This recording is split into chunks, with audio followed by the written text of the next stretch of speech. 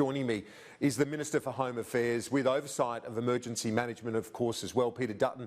Mr Dutton, thanks so much for joining us this morning. What's the latest advice you have on the fires this morning? Well, Kieran, good morning. Obviously, there's an enormous amount of work that continues, particularly in New South Wales and Queensland. There's perhaps a lesser threat in New South Wales at the moment, but nonetheless a number of very difficult fires that the firefighters are engaged in at the moment. In Queensland, conditions may deteriorate, but look, the main message, of course, is that people need to heed the advice from the experts on the ground. People need an evacuation plan, and if somebody tells you that you need to evacuate, listen to that fire officer, the expert in your area. So that's the main message at the moment, but I just pay tribute to all of those volunteers and the professional firefighters and others involved right across the country that are really doing it tough. It's dry, as we know. Some areas of our country are really in a very, very difficult situation at the moment. So I think we need to pay tribute to all of those firefighters that are involved, but we're not out of the woods by any stretch of the imagination. No, it's certainly not, and they're doing an incredible job. Those many cases, in the vast bulk of cases, volunteers. As the Minister with coverage of emergency management, I'm wondering, is there more that our political leadership can do? I'm not just talking federal, but I'm saying state as well, to mitigate and adapt against what our fire authorities say are now longer and more fierce fire seasons?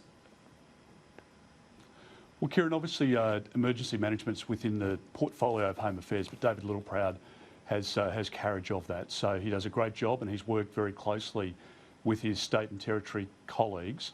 Outside of these seasons is generally when the discussions take place about the division of responsibility, about the assets on the ground, the support that we're going to provide, and the expertise now that's available both to the Commonwealth and the states and territories is world class. So they draft all of that up. They look at the division of responsibilities, who's paying for what aerial assets we need, what support we need on the ground, what financial assistance people need to recover.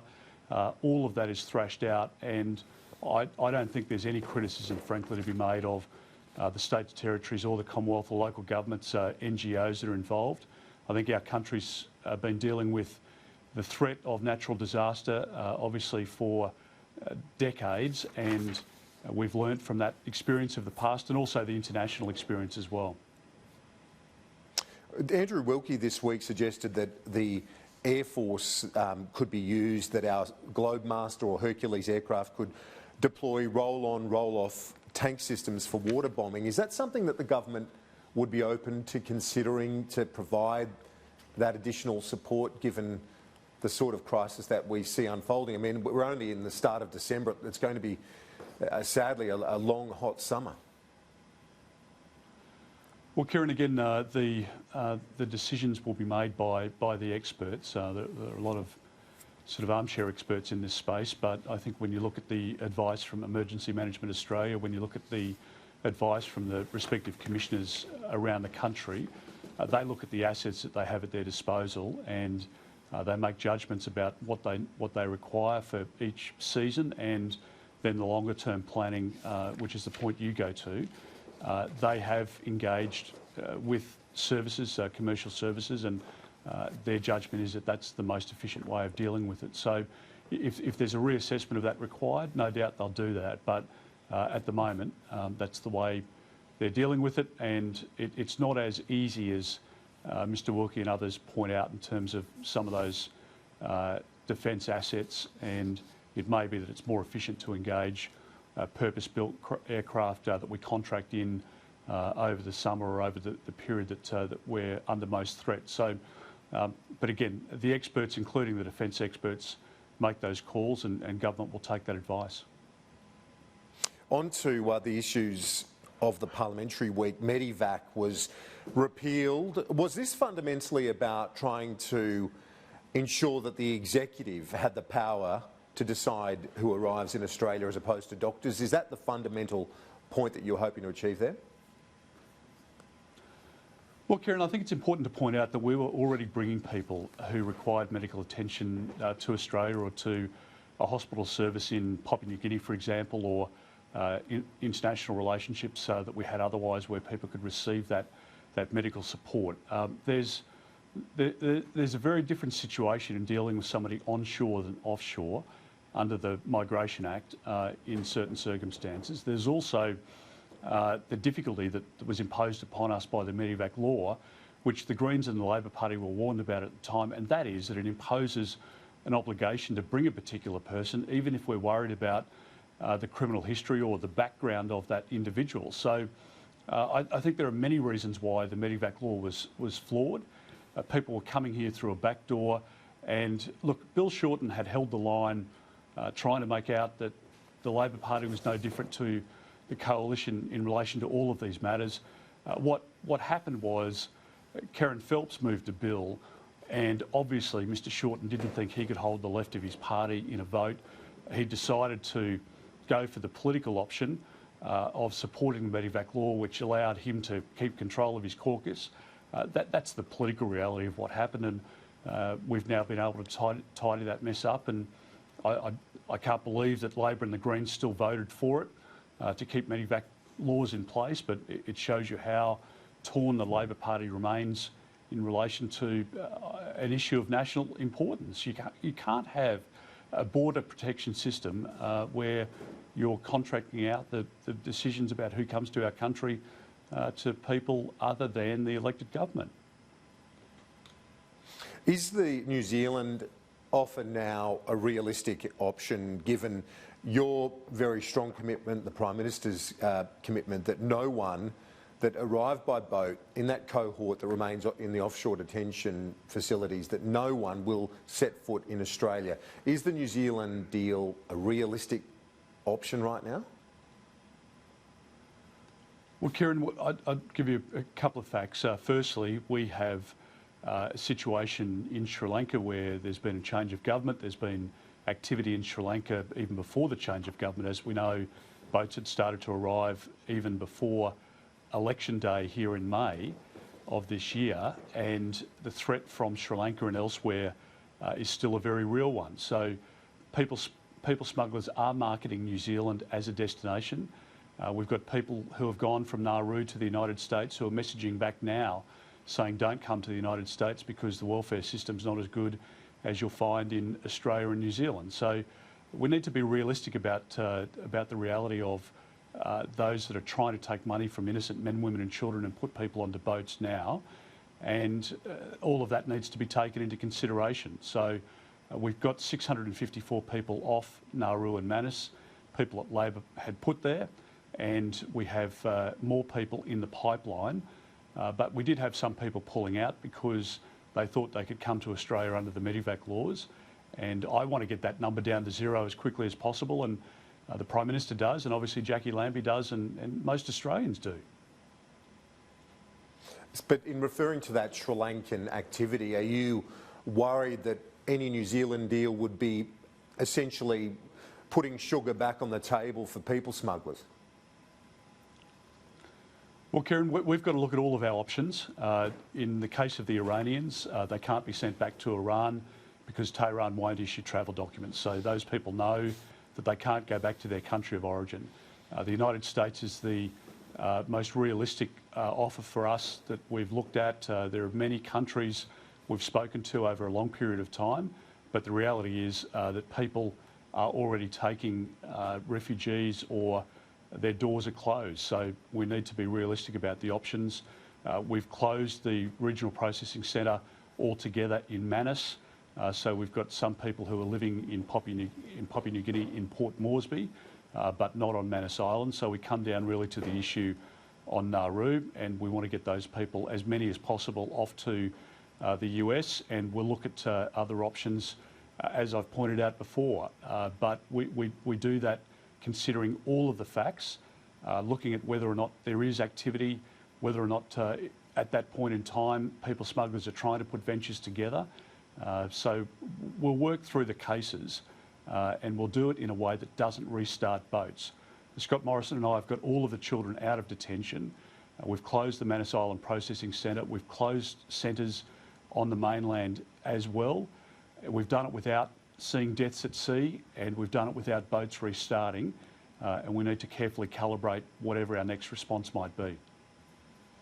Is that the reason why you and the Prime Minister, and Jackie Lambie for that matter, haven't been talking so publicly about this as an option, because you don't want to be providing them with marketing tools, essentially, the people smugglers? Is that the reason? Well, that's always been the reason. We don't want to give ammunition to our enemies, the people smugglers. And as we've said before, and I think people, believe it's rhetoric or this is just, government spin. But the fact is that people smugglers look at every word that I say in relation to these matters. The Prime Minister says, that the Leader of the Opposition says. That's why they were able to put people on the boats during the election campaign, because they believed that Mr Shorten was going to be Prime Minister, that there would be a change in policy. And I have no doubt in my mind, had Labor been elected at the May election, that boats would already have been back on the water. And it's a disaster because people drown and the people smugglers don't care about that. We've got a record number of people that we're bringing in through the refugee and humanitarian program. We're doing it in a way that people aren't dying at sea, and we haven't lost control of our borders, and I think that's what Australians support. You, along with the Prime Minister, detailed some changes to the foreign interference approach of our agencies, the way that ASIO works with the AFP and others to deal with foreign interference. To be frank, is this all about China? I think we've been very frank, Kieran, and this has been a threat for Australia for many decades in different forms, and the threat now is not just here on our own soil, but it's the cyber threat as well. So you've got very active interests in Iran and North Korea, Russia, obviously elsewhere, that have a very heavy cyber program. And we've been very clear about the fact that wherever the threat comes from, wherever we're concerned that there might be foreign interference undertaking activities in our country, then we'll act. And we've put an additional $88 million into this program. It builds on money that we've put in place already over a long period of time to bring together ASIO, the Federal Police, all of our agencies, to make sure that we don't have that foreign interference.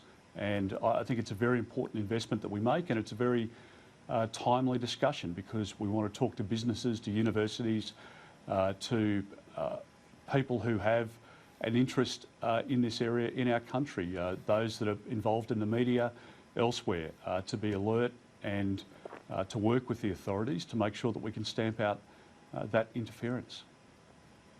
You've said you're happy to call out China where need be. Do you think that this is part of the process of pushing back against their influence, that they respect strength and consistency in that sense? Is that part of the pushback?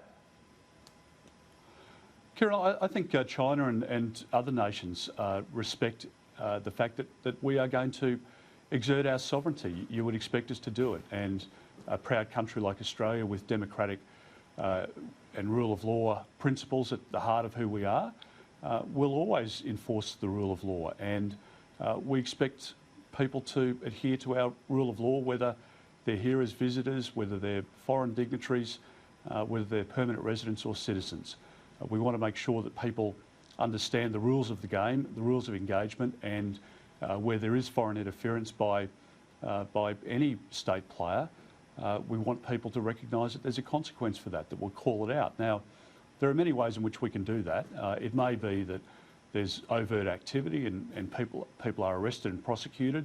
It may be that we make a decision that we're better off to deal with matters behind the scenes, to speak to that foreign entity and to exclude somebody from our shores, to take accreditation away, whatever it might be. But we'll make the individual calls based on what is in our national interest. My job is to keep Australians safe, and we're doing that in the counter-terrorism space to the best of our ability.